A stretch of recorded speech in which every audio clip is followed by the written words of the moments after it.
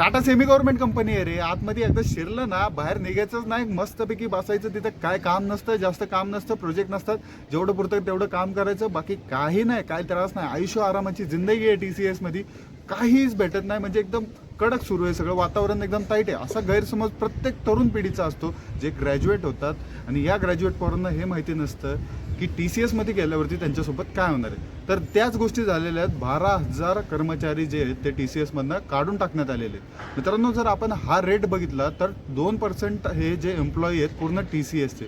TCSने संदर्भातच सांगितलं की अक्षरशः आम्ही फक्त 2%ची ले ऑफ केलेली आहे. 2% जरी म्हणलं तरी यांचं साम्राज्य आहे अख्खं. मित्रांनो, 5 ते 10 लाख एम्प्लॉई यांच्यामध्ये काम करतात आणि याच्यातले 2% म्हणलं तरी 12,000 एम्प्लॉई यांनी कामावरनं काढून टाकलेले आहे. आणि याच्यामध्येच मित्रांनो असं एक्सप्लेनेशन जे आहे ते TCSने दिलं. हे एक्सप्लेनेशन ऐकल्यावरती संपूर्ण भारतामधनं एक खळबळजनक प्रतिक्रिया यायला लागली ह्यांच्या विरोधात. कारण जोपर्यंत रतन टाटा होते तोपर्यंत कुठल्याही कर्मचाऱ्याच्या जॉबला धक्का लागत नव्हता. कोणीही विचार देखील करू शकत नव्हतं की ह्या एम्प्लॉईला आम्ही कामावरनं काढून टाकू.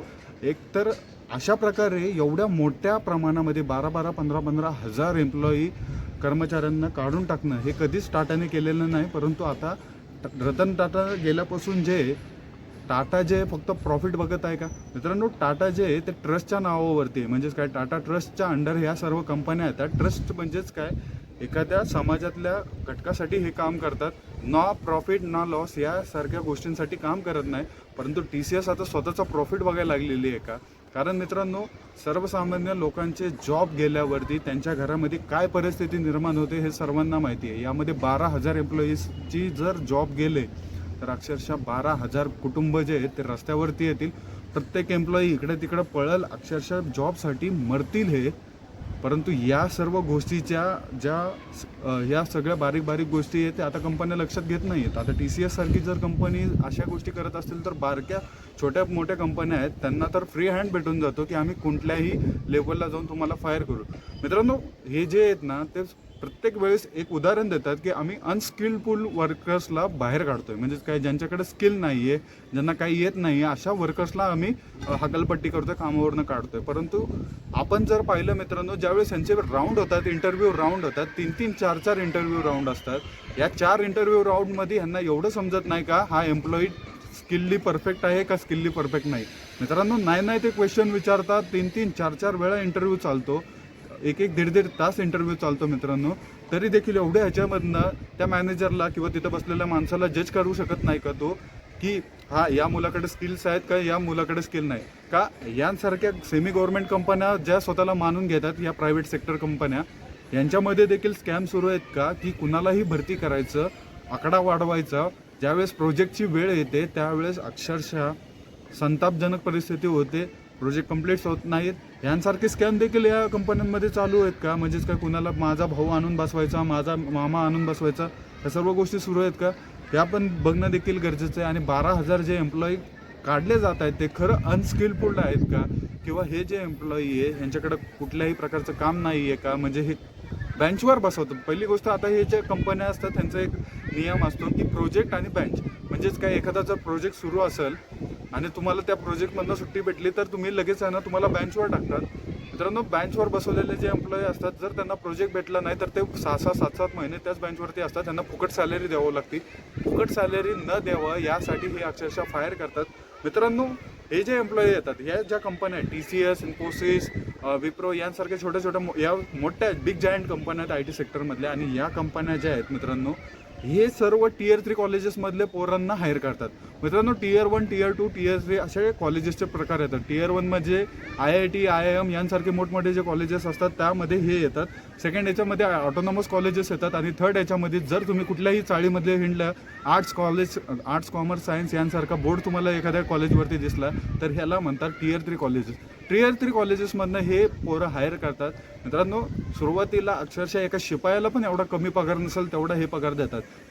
2.4चं पॅकेज, 3.5चं पॅकेज यांसारखं पॅकेज फक्त मोठं बोलायला ते पॅकेज असतं, ते मंथली पॅकेज नाही तर त्याला डिवाईड करून अक्षरशः ग्रॅज्युटी VGT करून 14 ते 15,000 रुपये त्या कष्टकरी कामगाराच्या हातामध्ये येतात. 12-12 तास हे राबतात तिथं मित्रांनो. आणि ह्यांची, या कंपन्यांची अपेक्षा काय आहे की यांच्याकडनं फक्त काम करून घ्यायचं. 15,000वरती एक सॉफ्टवेअर इंजिनियर काम करतो.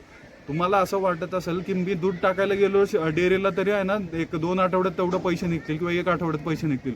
परंतु मित्रांनो, जर इथं बघितलं एसीच्या लाईफमध्ये तुम्हाला असं वाटतं एसीमध्ये बसून काम करतात, लय मोठं करतात, लय जागीरदार असतात, परंतु काही नाही, दिखावा सुरू आहे मित्रांनो. आणि हे Tier 3 कॉलेजेसमधले मुलं आहेत, ह्यांना कुठल्याही परिस्थितीमध्ये जॉब जॉईन करायचा असतो. एक्सपिरियन्सची गरज असते. 2-2, 3-3 वर्ष ह्यांच्या इथं 10-10, 15-15 हजारावरती काम करतात.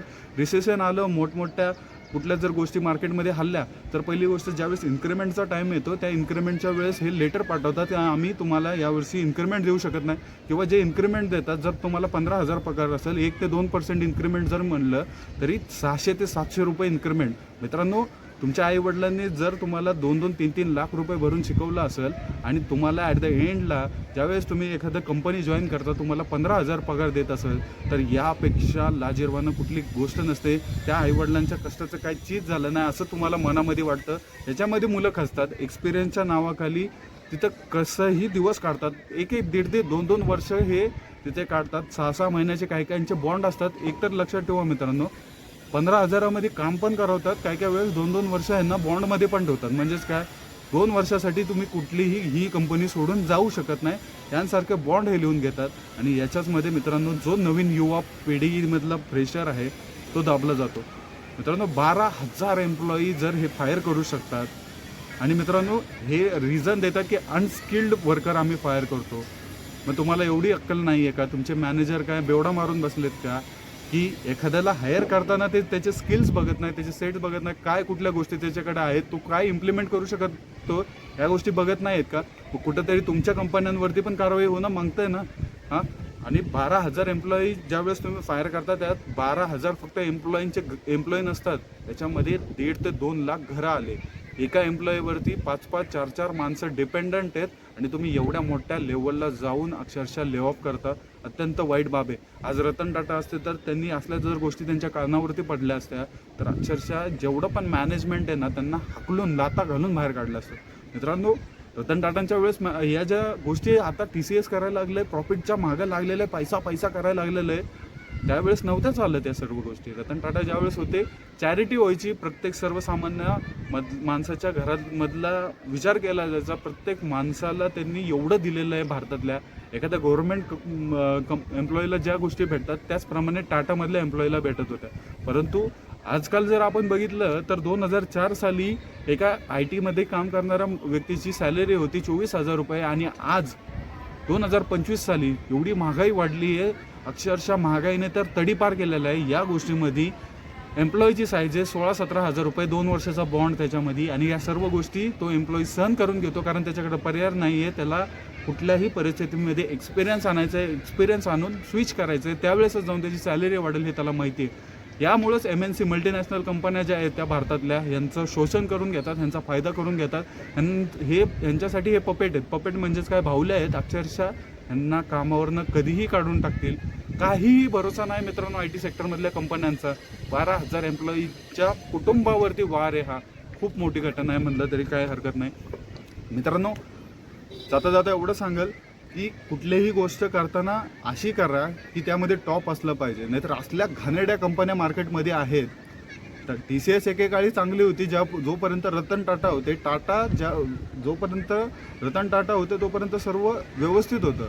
परंतु आता मॅनेजमेंट फक्त पैशाचा विचार करतं, पैशाचा मागं लागला. आमची कंपनी ट्रिलियनमध्ये कसे नेऊ, आमची कंपनी बिलियनमध्ये कसं नेऊ, यांसारख्या गोष्टीचा विचार मॅनेजमेंट करतं आहे. पैशाच्या मागं लागलेलं जे मॅनेजमेंट आहे त्यामुळे या सर्व गोष्टी होतात आहे. रतन टाटा जर असते तर आज त्यांना हे वाईट वाटलं असतं की 12,000 एम्प्लॉईंना आम्ही बेघर केलं, त्यांच्या कुटुंबाला रस्त्यावरती आणलं. याच्यामधले खूप सारे लोक असतील त्यांना अक्षरशः वाईट वाटत असेल, रडत असतील. आतापासून लेटर पण चालू झाले असतील त्यांना की तुम्ही उद्यापासून येऊ शकत नाही कामावरनं. अत्यंत वाईट बाब आहे मित्रांनो. कुणाचाही रोजगार जाऊ नये अशीच विनंती असते. आणि यामध्ये ट्रम्प म्हातारडं जे आहे ते वेगवेगळ्या गोष्टी करते, त्याच्यामुळं पण प्रेशर येतो, ग्लोबली प्रेशर होतो, एम्प्लॉयमेंट जायचा विचार पण जास्त असतो. परंतु या सर्व गोष्टींमध्ये जरी आपण बघितलं, कोरोना काळामध्ये TCSने एक सुद्धा ले ऑफ केली नाही, एका पण एम्प्लॉईला काढलं नाही मित्रांनो. आश्चर्याची बाब आहे. हायरिंग चालू होती, त्यावेळेस हायरिंग चालू होती. आणि आता एवढ्या मोठ्या पीक लेवलला मार्केट असताना एवढ्या मोठ्या प्रमाणामध्ये एम्प्लॉयमेंटला काढून टाकणं कुठेतरी चुकतंय मित्रांनो. एकतर तुम्ही टेम्पो भरू अक्षरशः मुलांना हायर करू नका, जेणेकरून तुम्हाला आहे ना त्यांना बेंचवर बसवायचं, त्यांना 2 ते 3 वर्ष तिथंच सडवायचं आणि त्याच्यानंतर काय करणार, ट्रॅक्टर भरून त्यांना आहे ना ले ऑफ करून टाकायचं. ले ऑफ केलं, 12,000चे ले ऑफ केलं. एवढं हायलाईट होऊ नका. जेवढं लागते तेवढं खावा आणि जेवढं लागतं तेवढं घ्या. तुम्हाला जर आहे ना 500 एम्प्लॉई लागतं तेवढे घ्या ना. तुमचे फ्युचर प्रोजेक्टसाठी तुम्ही अक्षरशः 10-10, 12-12 हजार एम्प्लॉईंना हायर करता. त्याच्यानंतर जर प्रोजेक्ट जर आला नाही किंवा त्याच्यामध्ये काही प्रॉब्लेम झाला तर यांना बेंचवर बसवता.